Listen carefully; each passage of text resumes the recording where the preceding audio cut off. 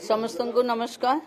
आपण माने समस्ते जानती कि राज्य रे 22 फेब्रुआरी अर्थात आसंता काली ठारू 2 मार्च पर्यंत जनता मैदान रे भुवनेश्वर ठारे शुभारंभ होबाकू जाउची सुभद्रा शक्ति मेला 2025 रो शुभारंभ होबो।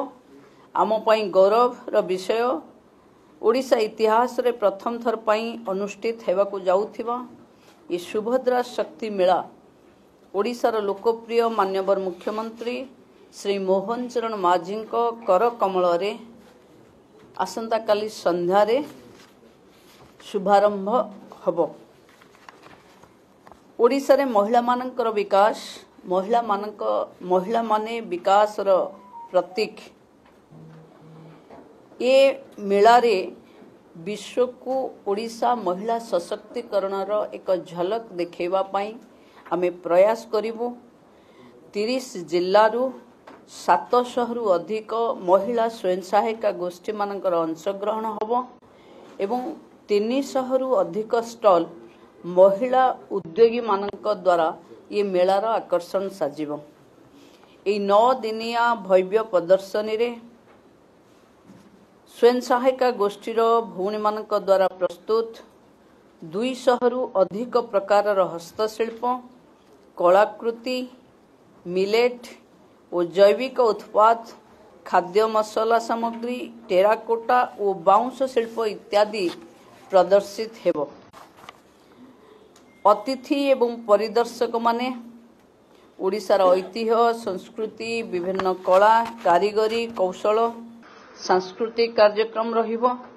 ओडिशार अस्मितार स्वाभिमान ओडिसी नृत्य लोककला पारंपरिक नृत्य कला जोड़ी शंख नृत्य लोकनृत्य छौ गोटीपुओ नृत्य कला दासकाठिया महारी नृत्य रणपा एवं संबलपुरी नृत्य एवं व्यंग कवि सम्मेलन को अतिथि माने उपभोग करि परिबे।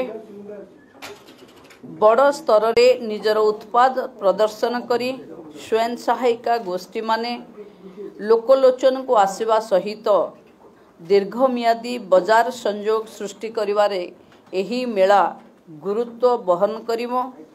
आय वृद्धि करिवा सहित महिलांकर आर्थिक और सामाजिक स्वाधीनता और महिला सशक्तिकरण माध्यम रे मान्यवर प्रधानमंत्री श्री नरेंद्र मोदी लक्ष्यपति दीदी सृष्टि करिवार स्वप्न साकार करिवारे एही मेला सहायक हबो।